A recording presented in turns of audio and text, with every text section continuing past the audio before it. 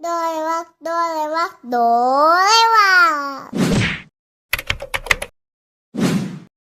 Bung, si bos tadi makan apaan? Makan kurma, Sus. Ada masalah. Enggak, Bung. Mantep malahan. Soalnya kandungan karbohidrat sederhana dengan seratnya bisa dikatakan seimbang. Gak paham diriku, Sus. Gini, Bung. Puasa seharian bikin tubuh kekurangan energi. Dan karbohidrat sederhana itu lebih gampang diubah jadi energi. Oh gitu. Terus seratnya gimana, Sus? Serat bagus banget buat kesehatan diriku. Terus pankreas juga ikut kebantu loh. Bener kata si Usus, karena ada serat, gula darah bisa tetap stabil tanpa harus melonjak berlebihan. Kalau melonjak berlebihan, kenapa memang, bro? Ya diriku bakal kecapean karena ngeluarin hormon insulin berlebih. Jadi berbuka yang paling tepat itu dengan kurma ya, bukan sekadar dengan yang manis. Bener banget, Bung. Karena makanan manis belum tentu mengandung banyak serat kayak kurma. Bung, udah azan, Bung. Siap, tak? Emang kebangetan si bos. Kenapa, Bung? Si bos buka puasa langsung makan gorengan. Mana banyak lagi. Jangan salahin diriku ya kalau sampai perut kerasa sakit. Ngeluh terus ah. Udah cepet cerna sana. Iya ah.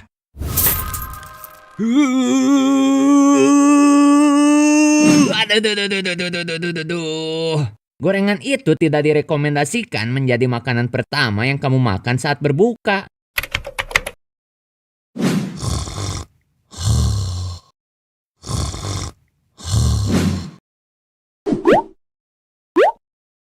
Woi Bung, belum ada makanan masuk. Ya belum lah asam lambung. Kan si bos lagi puasa. Pantesan, kalau gitu mending bobo lagi aja.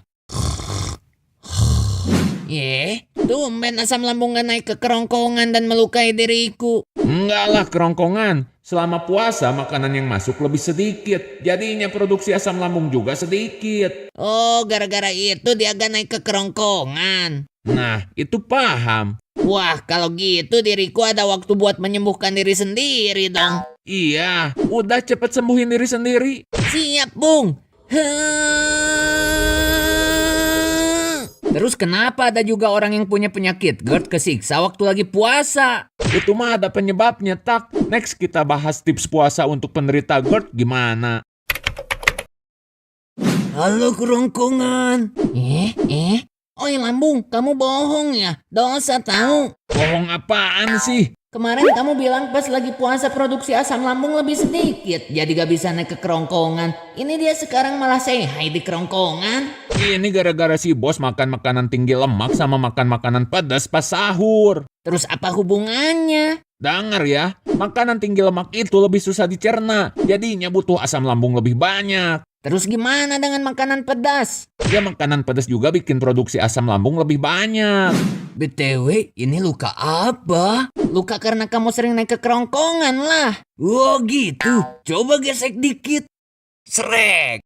Berhenti oi, perih tau gak? Nanti dada si bos bisa panas. Jenis makanan yang oke dan gak oke saat puasa untuk penderita GERD ada di komentar ya. Woi sel rusak, sini kamu, biar aku makan. Jangan, aku juga masih pengen hidup. Peduli amat.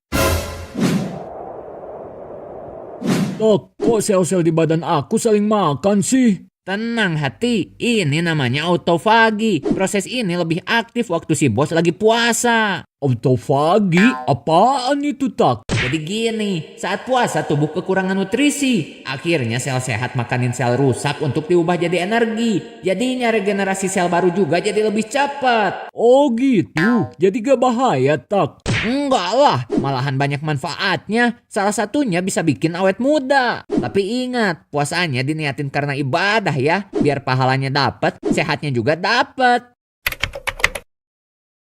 Woi sel tubuh, ngapain kamu makanin kolagen sama elastin yang udah rusak? Lapar kulit lapar. Kan si bos lagi puasa. Jadinya diriku kekurangan nutrisi.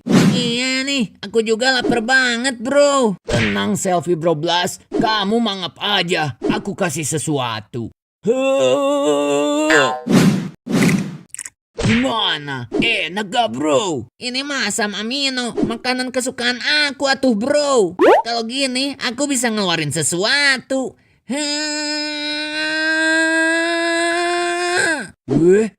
Kolagen sama elastin baru yang lebih sehat? Kok bisa sih? Bisa tuh bro. Ini karena proses autofagi yang lebih aktif waktu si bos lagi puasa. Kalau gini mah diriku bisa lebih kencang dan kelihatan lebih awet muda tuh, Tak. Bener banget.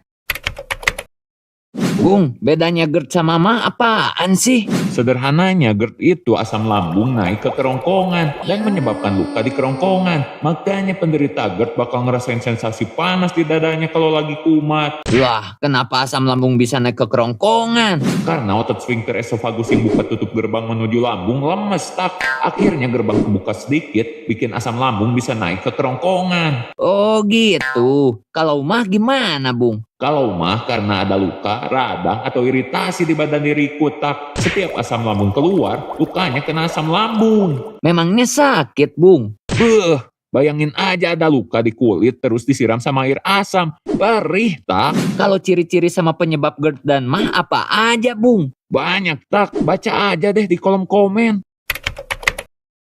Oi, paru-paru, tanggung jawab kamu. Tanggung jawab apaan, jantung? Otot-otot di badan aku rusak gara-gara kekurangan oksigen. Jadinya diriku gak bisa memompa darah, nutrisi, dan oksigen lainnya ke seluruh tubuh dengan maksimal.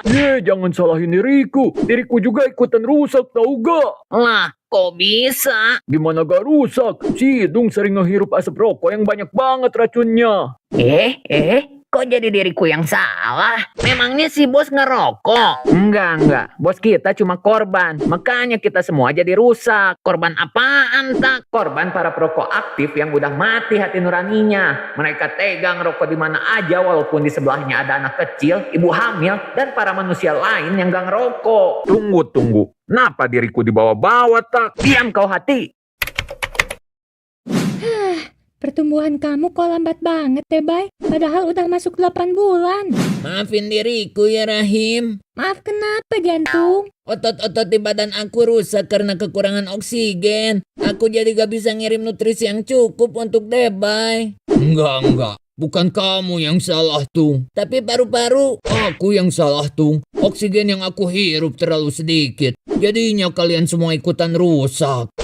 Udah, jangan nyalahin diri sendiri. Setuju sama si Rahim. Ini semua gara-gara asap rokok dari para perokok aktif. Ego mereka tinggi, hati mereka sudah mati. Tega menghilangkan nyawa calon dedek bayi tanpa mereka sadari. Dinasihati malah memberi alasan tak berarti. Tolong kalian sambung syair ini di komentar nanti. Bawa-bawa diriku lagi. ngapain rokok datang ke sini? Berhenti, oi. Oi, otot sphincter esophagus. Kok kamu kebuka dikit sih? Ada makanan masuk. Bukan, Bung. Udah cepet tutup lagi. Bisa gawat kalau kamu kebuka dikit. Kagak bisa, Lambung. Ini makanan belum selesai dicerna loh. Nanti asam lambung jadi naik ke kerongkongan. Lambung. Racun di badan diriku udah bikin dia lamas. Jadi dia kesulitan untuk nutup gerbang menuju kerongkongan. Seriusan kamu, bro? Seriusan lah asam lambung. Naik. Jangan malu-malu. Tidak.